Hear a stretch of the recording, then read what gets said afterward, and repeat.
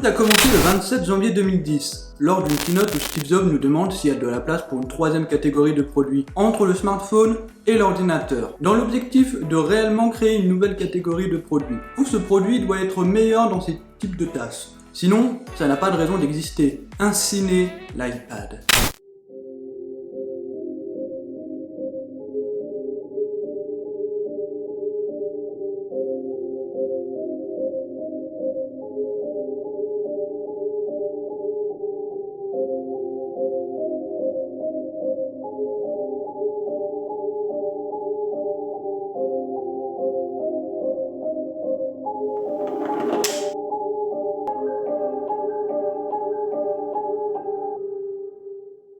Et de mon côté, comment l'iPad est entré dans ma vie? Mon premier iPad était l'iPad 4, j'en avais un usage basique.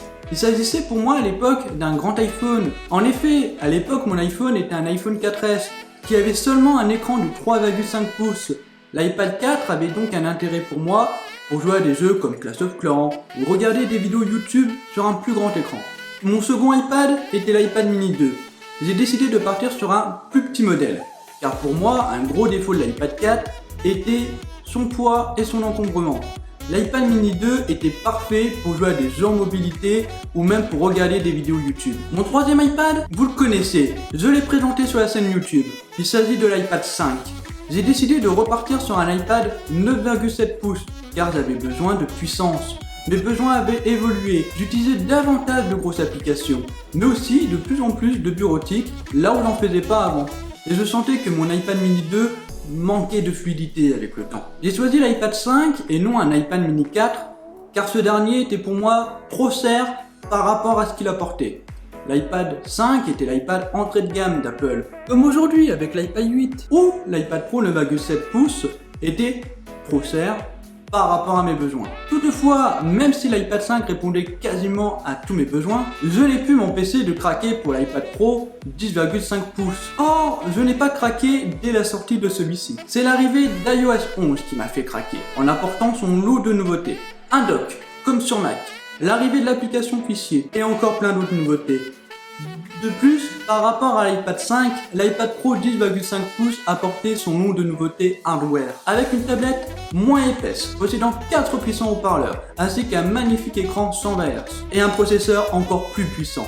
Et au fur et à mesure que j'utilisais l'iPad Pro 10,5 pouces, mes besoins ont aussi évolué. Surtout avec l'arrivée pour moi de l'Apple Pencil, où je me suis mis à retrousser mes photos directement depuis mon iPad. Mais je ne suis pas resté indifférent face à l'arrivée de l'iPad Pro 2018, où en termes de design, c'est une vraie révolution. Mais vous remarquerez que je n'ai pas craqué pour celui-ci. Tout simplement parce que le software n'était pas présent. C'est pour moi seulement en septembre 2019, avec l'arrivée d'iPadOS, que l'iPad Pro 2018 avait plus d'intérêt. Mais j'ai préféré attendre qu'Apple sorte un nouvel iPad Pro, et c'est chose faite avec cet iPad Pro 2020. Cependant, en termes de design, l'iPad Pro 2020 est quasiment identique par rapport à l'iPad Pro 2018, toujours proposé en deux coloris, argent et la couleur que je possède, gris sidéral.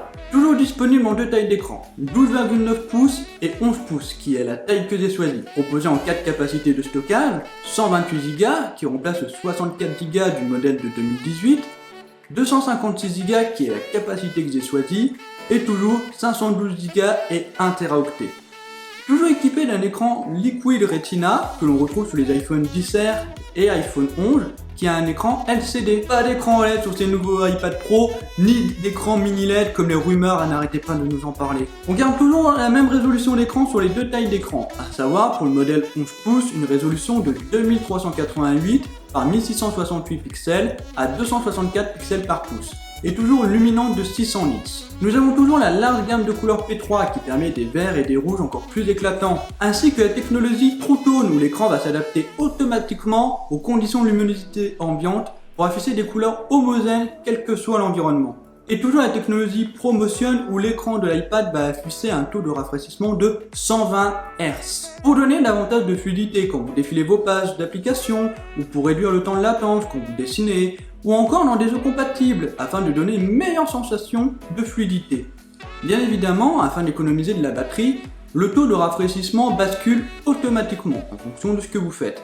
Par exemple, si vous regardez un film ou bien que vous dessinez. Et comme toujours, avec cet écran sans bord, nous avons la caméra TrueDepth avec Face ID qui permet de déverrouiller son iPad et effectuer des achats sécurisés avec Apple Pay. Cette caméra TrueDepth de 7 mégapixels, capable de faire des appels vidéo et des enregistrements vidéo en 1080p. De plus, nous avons le mode éclairage de portrait qui est disponible sur cette caméra avant, contrairement à la caméra arrière. Même si sur la façade avant on remarque qu'il n'y a aucun changement entre cet iPad Pro 2020 à celui de 2018, c'est sur la façade arrière que le changement opère, avec l'arrivée d'un double bloc optique, à l'image des iPhone 11 et 11 Pro. Là où l'iPad Pro de 2018 n'avait qu'un seul capteur photo, grand angle de 12 mégapixels avec une ouverture f1.8, désormais sur l'iPad Pro 2020, nous avons deux capteurs. Toujours un capteur grand angle de 12 mégapixels avec une ouverture de f1.8 et la nouveauté, un second capteur ultra grand angle de 10 mégapixels avec une ouverture de f2.4. Et non, ce n'est pas le même capteur que l'on peut retrouver sur les iPhone 11 et 11 Pro qui est un capteur de 12 mégapixels. Par rapport aux iPhone 11 et 11 Pro, nous n'avons pas le mode photo de nuit, ni la possibilité d'avoir le mode portrait en caméra arrière. Toutefois, nous pouvons enregistrer en 4K 60 images par seconde, que ce soit avec l'objectif grand angle ou bien l'ultra grand angle. De plus, nous pouvons faire du ralenti en 1080p en 120 images par seconde ou en 240 images par seconde. Mais en regardant de plus près ce bloc optique, nous pouvons voir comme un troisième capteur. Il s'agit du scanner LiDAR, Light Detection and Ranging. Pour faire simple, sans rentrer dans des détails trop techniques, ce scanner LiDAR va être fortement utile pour la réalité augmentée. La réalité augmentée, c'est quand du virtuel s'intègre dans un environnement réel. Meilleur exemple, Pokémon Go. Le scanner LiDAR va apporter davantage de précision dans la réalité augmentée et davantage de rapidité. Et oui, plus besoin de scanner l'environnement dans lequel on se trouve quand on utilise une application de réalité augmentée. Le scanner LiDAR l'a fait pour nous. Au vu de ces caractéristiques, qu'en est-il de l'iPad Pro? Peut-on dire que l'iPad est un ordinateur, au point même de pouvoir le remplacer? Eh bien, voici comment j'utilise l'iPad Pro dans mon quotidien et en quoi il a changé ma façon de travailler et de me diversifier. L'iPad est avant tout pour moi un outil de loisir, que ce soit pour aller sur internet, pour découvrir ou me renseigner sur quelque chose, consulter mes mails, me tenir au courant des actualités, ou acheter des choses en ligne, ou voir des vidéos aussi bien culturelles que diversifiantes. YouTube, Netflix, Disney+, Amazon Prime Video, et encore plein d'autres. Je peux regarder mes vidéos, films, séries, aussi bien chez moi qu'à l'extérieur, soit en les téléchargeant, ou en utilisant le partage de connexion internet de mon iPhone. Et que ce soit chez moi ou à l'extérieur, je bénéficie d'un grand écran de 11 pouces qui est très agréable pour cet usage. D'autant plus qu'il possède la norme Dolby Vision et HDR10, qui est souvent appréciée des plateformes de streaming. Mais il n'y a pas que le streaming vidéo, il y a aussi le streaming audio, où je reprends goût à utiliser l'iPad Pro équipé de 4 haut-parleurs vraiment puissants et où le son s'adaptera en fonction de l'orientation de la tablette. Même si l'iPad Pro 10,5 pouces avait déjà 4 excellents haut-parleurs, ce n'est rien comparé à ceux de l'iPad Pro 2020, qui marque une énorme différence de qualité. De ce fait, je prends plaisir à écouter de la musique via les haut-parleurs de l'iPad, ou écouter des podcasts.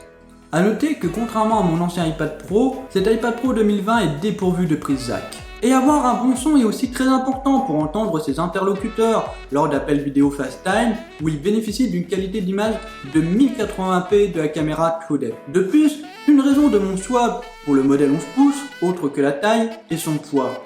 Avec un poids de 471 grammes, il est agréable à porter, que ce soit pour un appel FaceTime, lire un livre, au point même de remplacer les livrets d'instructions Lego. Mais où l'iPad Pro a une place importante pour moi et pour les jeux. Que ce soit pour jouer à des jeux non gourmands en ressources comme Clash of Clans ou bien jouer en 120 images par seconde. Grâce à la puissance de la puce A12Z. Cette puce A12Z succède à la puce A12X de l'iPad Pro 2018. On gagne un cœur graphique passant de 7 à 8 cœurs et surtout 6 Go de RAM qui je pense auront de l'importance à l'avenir. Et là-dessus, c'est juste fou de se dire qu'une tablette fait aussi bien que les consoles actuelles ou que des PC. Et oui, le 120 images par seconde offre vraiment une nouvelle expérience de jeu avec une incroyable fluidité. Une fois qu'on y a goûté, difficile de revenir en arrière. Bien sûr, toutes les applications ne sont pas compatibles 120 images par seconde. Et oui, ça joue sur l'autonomie.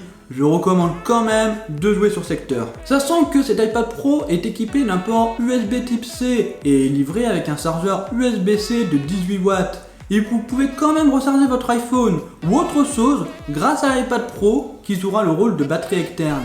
Et ce port USB-C sent complètement mon rapport avec l'iPad, même pour le gaming. Car si pour vous l'écran est trop petit, pas de problème. Avec le port USB-C de votre iPad Pro, il suffit de le brancher à un moniteur équipé d'un port USB-C ou d'acheter un adaptateur HDMI USB-C en pensant à réserver un port pour recharger l'iPad. Je vous en mets un en lien dans la description. Et là, vous pourrez jouer sans problème sur votre moniteur avec votre manette pour les jeux compatibles. Car avec l'arrivée d'iPadOS, on peut désormais jouer avec une manette Bluetooth, Xbox ou PlayStation. Au-delà des loisirs, l'iPad Pro est pour moi un vrai outil de créativité. Surtout avec l'arrivée de ce scanner LiDAR. Utile en effet pour les jeux, mais aussi en termes de créativité avec l'application IKEA Place, où je n'ai plus besoin de scanner la pièce pour placer des objets. Désormais, cela se fait automatiquement. Et c'est vraiment pratique et rapide si on cherche un meuble et que l'on veut avoir une idée du rendu que cela donnerait dans notre pièce. À cela, on rajoute l'application Mesure d'Apple qui prend désormais tout son sens. De plus, en se rapprochant de notre mesure prise, nous avons des détails qui apparaissent. C'est vraiment bluffant. Mais que serait l'iPad sans son Apple Pencil? Et ce nouveau Apple Pencil est une pure merveille. Beaucoup plus agréable à utiliser que la précédente version, par sa plus petite taille, une matière plus agréable au toucher, une surface plate qui permet à l'Apple Pencil de ne pas rouler sur une surface lisse et d'accéder à des raccourcis pour changer d'outil à l'aide d'un double table qui est extrêmement pratique. Et surtout, le système de recharge magnétique. Je n'en pouvais plus de recharger l'iPad avec le connecteur Lightning. L'Apple Pencil m'est extrêmement utile, que ce soit pour dessiner ou faire des croquis sur Procreate. Mais où je l'utilise le plus est pour la retouche de mes photos sur Lightroom, où je trouve le confort d'utilisation plus agréable que sur mon Mac. Comme si je travaille main dans la main avec ma photo. Il m'est aussi extrêmement utile avec l'application Photoshop sur Mac. Même si l'application iPad peut dépanner, c'est surtout sur Mac que la magie opère. Grâce à Sidecar qui permet tout simplement de transformer son iPad en tablette graphique. Du coup, l'Apple Pencil m'est très pratique, par exemple détourer une image. Et enfin, l'iPad Pro est pour moi un vrai outil de productivité. À la création de notes manuscrites avec l'Apple Pencil, du traitement de texte avec Pages pour écrire mes textes de vidéo, au tableur avec Number pour gérer mes comptes, au tri de mes idées pour les vidéos avec l'application de My Mapping MyNote. Comme vous pouvez le constater, l'iPad Pro fait aussi bien qu'un ordinateur pour les tâches bureautiques. D'autant que nous pouvons y mettre un clavier Bluetooth pour avoir un meilleur confort de frappe. Et avec iOS 13.5, nous avons désormais le support des souris Bluetooth. De plus, nous pouvons imprimer nos documents avec une imprimante Wi-Fi. A noter que l'iPad Pro 2020 est équipé du Bluetooth 5.0 et du Wi-Fi 6 qui permet de meilleurs débits. D'ailleurs, Apple vend deux accessoires pour transformer votre iPad Pro en ordinateur. Le Smart Keyboard, qui est une coque avec un clavier, et le tout nouveau Magic Keyboard, qui est une coque qui possède des touches de clavier qui sont rétroéclairées, comme sur les Mac, ainsi qu'un trackpad. Eh bien, je vous déconseille ces accessoires pour plusieurs raisons. Et le prix, Apple vend ces accessoires très cher. 339 € le Magic Keyboard pour le modèle 11 pouces. C'est presque aussi cher qu'un iPad 8 ou qu'un HomePod. Sachant que ces coques rajoutent un point important à votre iPad Pro. Et dans le cas du Magic Keyboard, vous empêche d'utiliser l'iPad en mode portrait. Il faut retirer la coque de l'iPad pour pouvoir l'utiliser dans ce sens.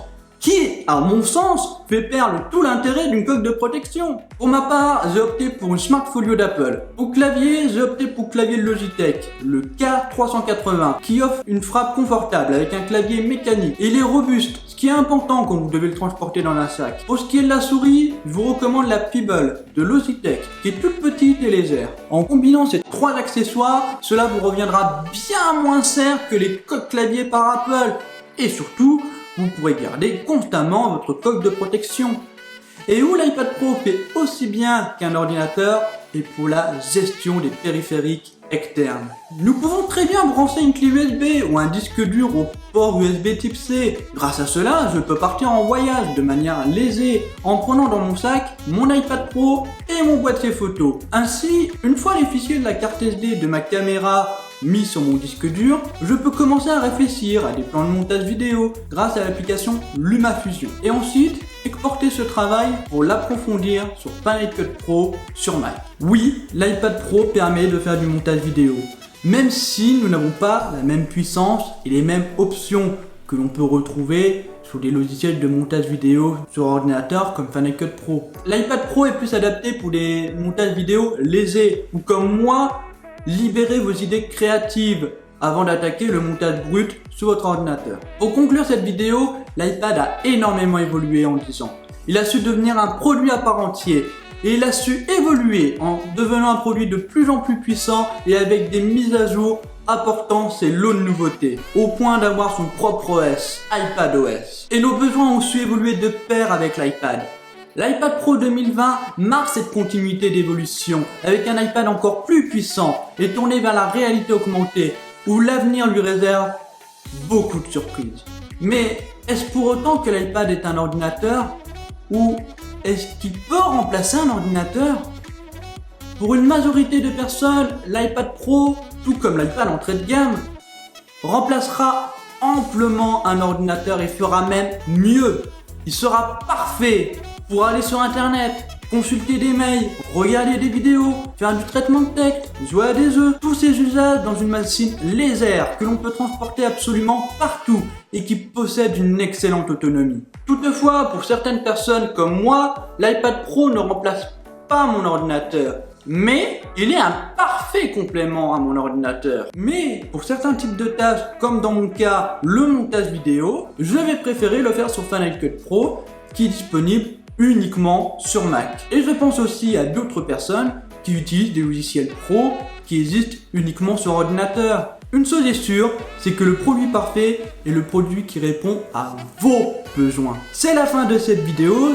Si elle vous a plu, n'hésitez pas à lâcher un petit pouce bleu, à vous abonner à la chaîne si ce n'est pas encore fait, et à activer la petite clochette de notification pour ne manquer aucune de mes prochaines vidéos, et partagez cette vidéo.